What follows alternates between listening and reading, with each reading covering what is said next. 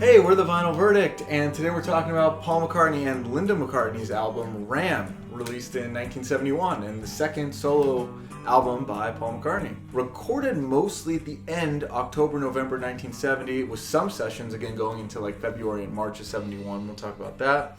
And it was recorded in New York, which is pretty unique actually for a lot of solo Beatle albums. And it features Dave Spinoza on guitar, who would also be working with Lennon quite a bit soon after this. Hugh McCracken on guitar, and Denny Seiwell on drums, who would be future Wings member. The cover, I think, is very iconic. We didn't see Paul on his first album cover, and then here he is. The whole idea, the title is ramming forward after the Beatles and really embracing that solo career aspect. And this is how he's doing it, with his wife on a farm, singing a mix of kind of these, rock songs and country songs. And after, a lot of setbacks he's had, the other thing is that it really seems like he's still in exile on this Scottish farm. I mean, he's recording it in New York, but he's not really in the music scene as much as he was when the Beatles ended, or as he would be with Wings. So it still feels like he's off in that corner while the rest of the Beatles are a little bit more having this mainstream success. Yeah, it's in New York, and yet there's Heart of the Country and that kind of thing. Yeah. It was critically panned at the time for the lack of substance, but it performed well. It hit number 2 in the US and number 1 in the UK, which he had some trouble getting number 1 albums in the UK after this. But it didn't stop the problems with the critics. The way this is perceived today, people often argue this or Band on the Run is the top solo McCartney album. And I think what it did do is prove himself capable of making a studio album on his own with these other musicians. And I think it also taught him to stop caring about the critics. It was also the last McCartney album before Wings started, so it has that unique spot of being a studio album before the 70s, which became this other band that he was a part of. I'm older than 39, and I remember Ram coming out that summer of 71, and I remember the radio play, and I remember and still associate optimism and the pain of the Beatle thing was kind of somewhat receding, the breakup, the void left. Something like Uncle Albert, while it was light in comparison to things that had been done before, it came alive on its own, and it had and he was writing, and there was effects in it, and it wasn't a home studio such as the first album, and you were hearing things, thunder and all types of production. A lot of these songs really do rock hard. Yes. And he's leading a group of very talented musicians on these recordings. I think it is just that from those early Beatle recordings, and that what I sense as the atmosphere of 1970, you had to have a really big message and this grandeur in the song, and if you weren't talking about God or your childhood or politics, it was considered lightweight. And yeah, he didn't really touch those subjects. Yeah, and that's a good point, and that atmosphere of that time to me has aged most quickly. What's timeless and what stands out is a great song, and it doesn't have to be that. Well, and some of Paul's messaging was good, so maybe we can use that and jump in. Yeah. Because his first song is basically Paul being the contrarian. Yeah. And saying, too many people are talking and giving these preaching practices, and can we just make music again? Yeah. Fans would know, of course, John didn't take that in a flattering way, and too many people preaching practices, et cetera, but hey, Too Many People's a great song. Yeah. Yeah, and I think the message is there. It's just Paul always buried it a little bit more, and he didn't want to come off as pretentious in the way that his values came across in music. The way the album kicks off, it's just immediately so much more produced than anything on the last album, and that's a very intentional choice. Definitely. As I was going through here, I was thinking he could have kicked the album off with Ram On, and it actually works as because he has the reprise later on. That would have been a softer, melancholic kind of ukulele home demo intro. He kicks this thing off by letting you know this is going to be very produced, and it's got tons of echo and reverb on his voice, and the haunting kind of ooze that he used to use on other recordings. And there is a lot of aggression in this song. I mean, it's almost like an opening coda that then starts a punk verse. That was your last mistake. You took your lucky break and broke it in two. I always thought that was really beautiful, the way it was set up. I didn't think it was directed at anybody personally, but then you wondered about it, and it's gotta be. I mean, who knows? Yeah, who else could it be? I mean, that one. Yeah. Every song can't be about Linda's first husband, so yeah. I think he didn't want to be confrontational in the press or anything, which is different than the way other people handled it. Yes. But I do love, McCartney always has these different voices, and in this song, he has the aggression, punk voice, screaming stuff, but then in those choruses, just beautiful, like almost teasing the lucky break and going in a falsetto, and he uses all these different voices, and that's right. Yeah, like, you know, he goes into that deep voice, that's and right. whoa, like Right. so many different versions of him, and that comes out in a lot of the songs on this album. But it's almost like in a second he switches into these different personalities. It's that is a little eerie because I think it comes after She's Waiting for Me, and it's like, you know, and there's that like this is my life. That's how I always took it. Like that's a meaningful, well used. I'll tell you, that really goes through you when he does that low one at the end of the song. She's waiting for me.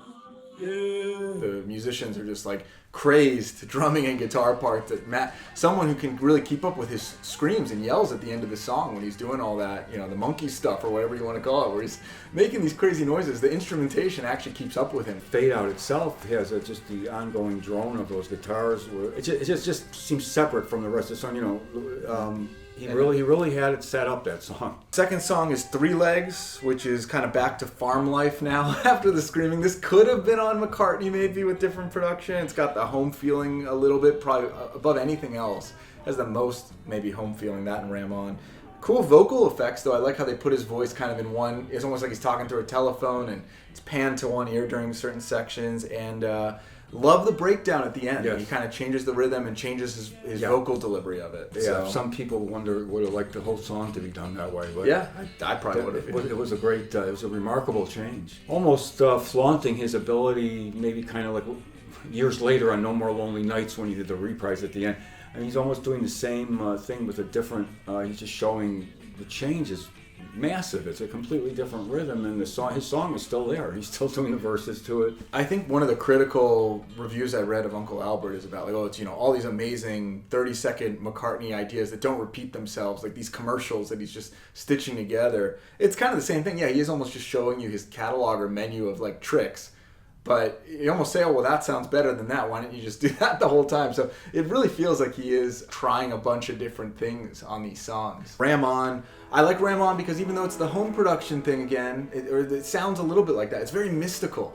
And the way it zooms in, I can't separate this from, like, it's solo Paul. You can almost hear the empty studio, the other Beatles, the chairs, you know, are empty or something like that. And you just hear him alone tapping his foot and everything. And almost hymn-like. You know, I don't know that the meaning is there. That's always the critique of this album. But the idea and the emotion and the production and the instrumentation is all really good. It's a beautiful little interlude. It's not even an interlude. It's 2 minutes. Is it 2 minutes? The first Really? version of it. Yeah, it's a long. I mean, you're right. It repeats. So those first three are only credited to Paul McCartney. We get to our first Paul and Linda McCartney song, Dear Boy, which is Paul just showing you his masterclass in harmonies. And I think the inventiveness in changing them a little bit each time. Staggered, kind of starting it a little later, the verse, and almost like a Brian Wilson Beach Boy type thing in there a little bit. What stands out to me about it is that, okay, the actual melody and the way he's singing it is kind of a pastiche, like You Gave Me the Answer or Baby's Request. What really makes it stand out is all those harmonies, where he's just layering stuff on top of that voice and almost putting that main melody in, like, the right ear channel and just kind of like reducing the volume and making it about this collage of sounds. And Linda's harmonizing on it. I'm going to be critical of her vocals on some things, but they're perfect here. And they're very complex. I love her singing with him when he laid it out and she hits it. And even in this Ram era, before the future was here, when it was 1971, and I always loved. It didn't bother me. I love the sound of her in his music. I think it gets better with Wildlife and Red Rose Speedway. But yeah, even here, you're right. Yeah. It works very well here. Fifth song is Uncle Albert, Admiral Halsey. First #1 that he ever has without the Beatles, and Grammy for Best Arrangement that year. So, epic song, really. Different parts. And he has to. This is him proving himself, right? Because I think people wondered if he could do it. I don't know why he didn't release Maybe I'm Amazed, but this is him, you know. And all those stitching together, though, that was done by his like that Norwegian engineer Eric or whatever. Like he didn't the thunder and everything. They just played that to him, and he's like, oh yeah, that works as a segue. Wow, that's great. That song has several different, obviously, songs put, different ideas. Which is almost him retreading, I think, old territory a little bit. If I heard, I mean, it just seems like Abbey Road. I assume it wasn't just many years. I think as soon as it came out, it became this huge achievement, and everyone was trying to copy the medley thing. Yeah. And so here he is, 2 years after that, still going, okay, I'm going to take these unfinished songs and just force them together When I play it for people today and I listen to it, I don't think it's that medley that makes this stand out as much, even though I think that's a really cool part. I think it's really the Hands Across the Water. It's just like people love that part of the song, and it's so catchy. Yeah. What an interesting thing to put in. He's for the American market, he's English, and Hands Across the Water, with the help that was given in the Second World War and Lend-Lease and all this stuff, and Hands Across the Water was something in if you ever read history or something, it was in there, and all of a sudden Paul's singing it, and singing it beautifully. I do think there's some interesting analysis of Paul being rebellious. He questioned authority in being experimental. He would do that through his output and in, trying different studio tricks and singing songs in different ways. But he always had a reverence for older generations, I think, and he always collaborated with them, and, with his family. And so this song is kind of balancing that a little bit.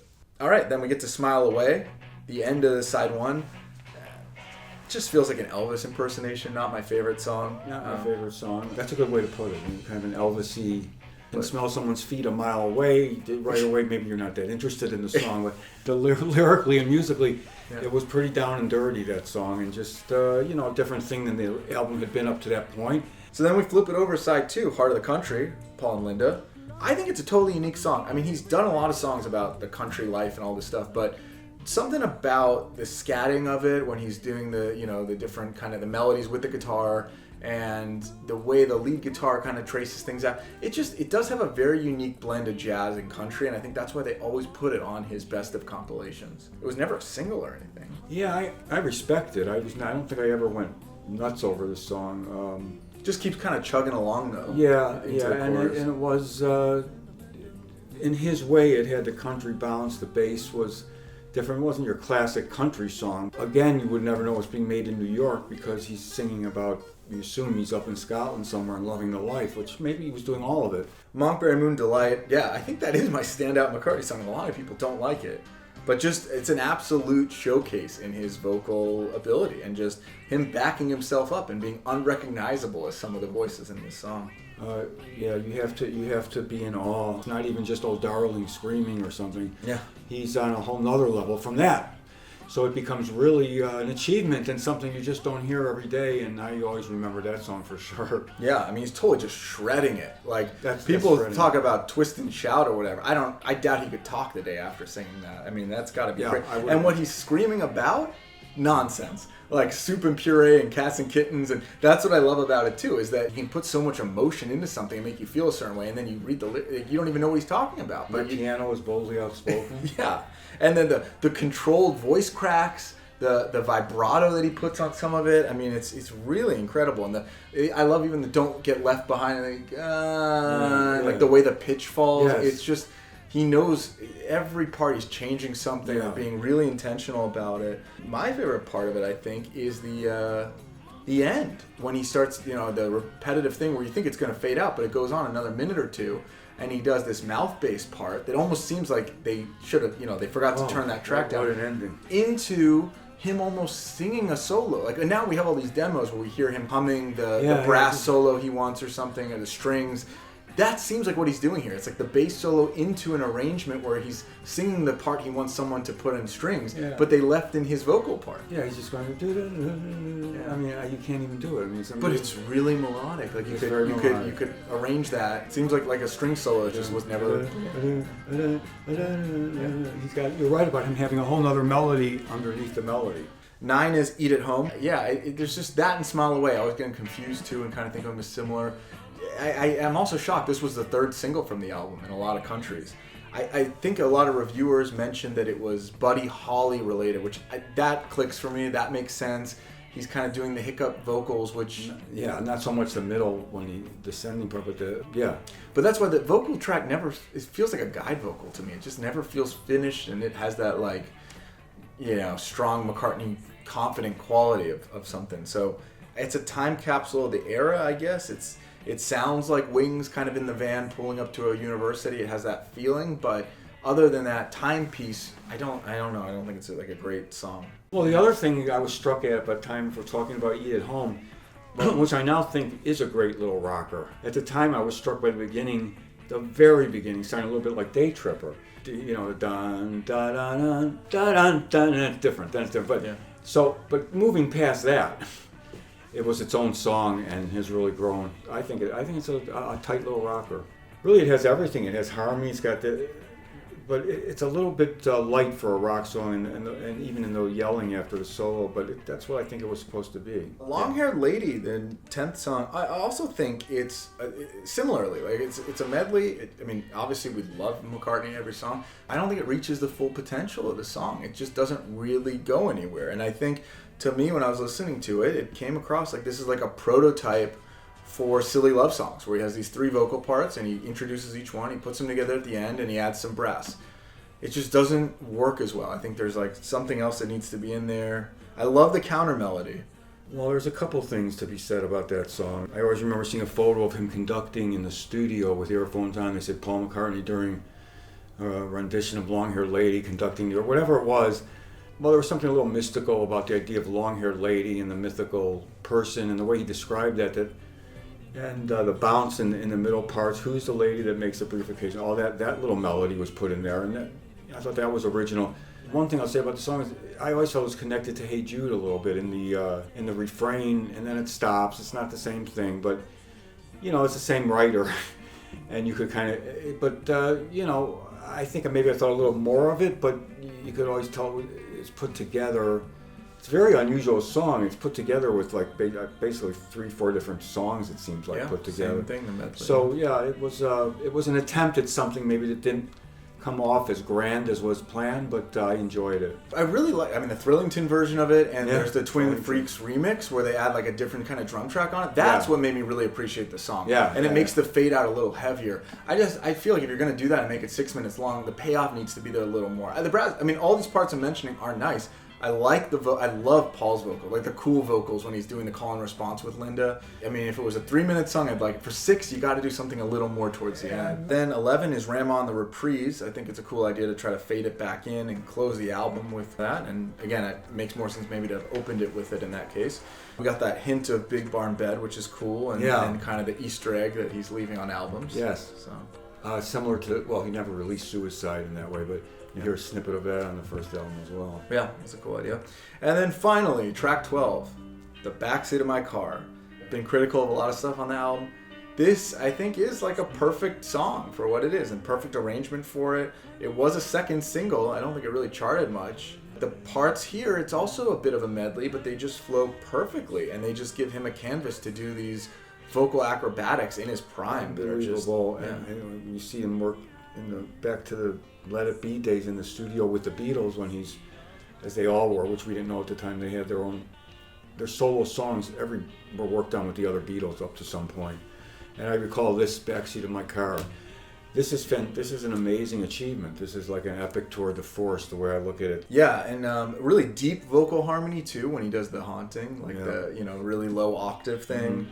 Here he's scatting the lyrics, but he changes it a little bit. Like the first time I forget, it's something hip bone, and the second the hip bone trying. Yeah. He like changes it, and then the shift that it takes. I would say Hey Jude is probably the biggest shift, but in this song, when he does We Can't Be Wrong, that's almost an equal shift, I think, and he's building up into this crescendo each time. Some crescendo. I think that's an amazing part that he wrote for it, and really cool. Clearly you can only do something on the piano chords he wrote. It's amazing. It's just those descending couple of chords, and everybody has taken a crack at those in one way or another, and when he does it, it's another matter altogether, because that whole closing is just so magnificently done with really not that much going on.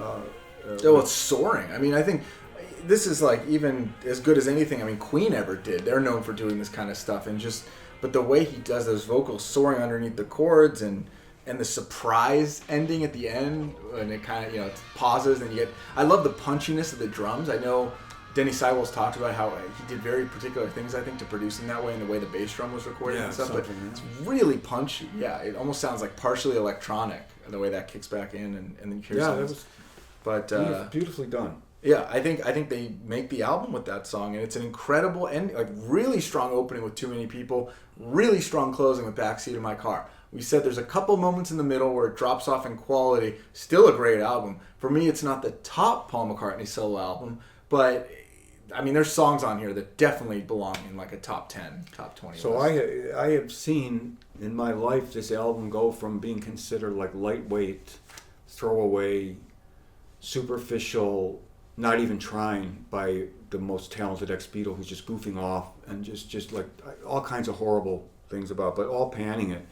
And I've seen it grow into so much respect, and it even sounds funny maybe to some who have still look at it from that time, but I think Ram has really grown through the years in the eyes of a lot of people, including myself, as a larger effort than maybe was realized at the time. I mean, it was just produced really well too. All credit to I think Eric for a lot of that stuff, and so many other great songs that were recorded at this time. I mean, a lot of them I won't list all of them here. He has almost a whole other album that was also, at least the basic tracks were done.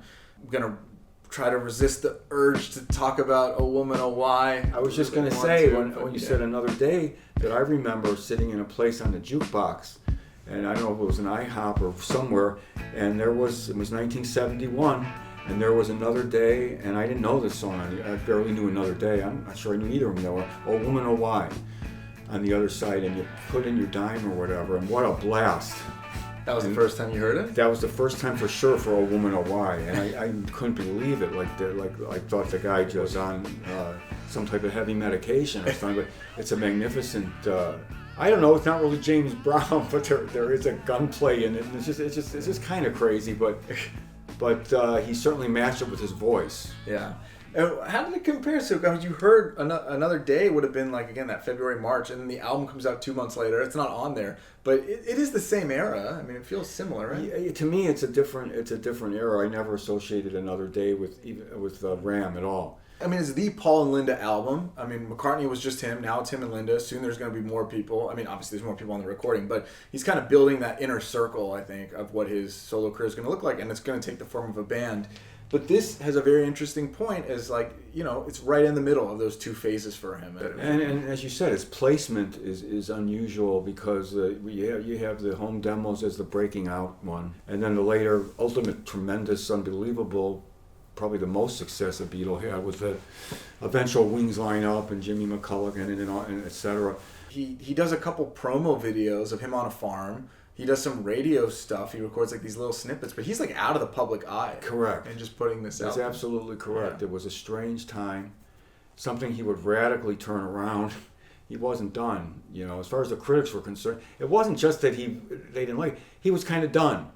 He had more savage press and more savage reviews done to him, I would say, than anybody else in that band. And so maybe that contributed to his will to turn it around, which, you know, he did, as we all know. Time was to prove that a mistake, to judge him in that way. Yeah. Yeah, great album. But, all right, well, let us know what you think.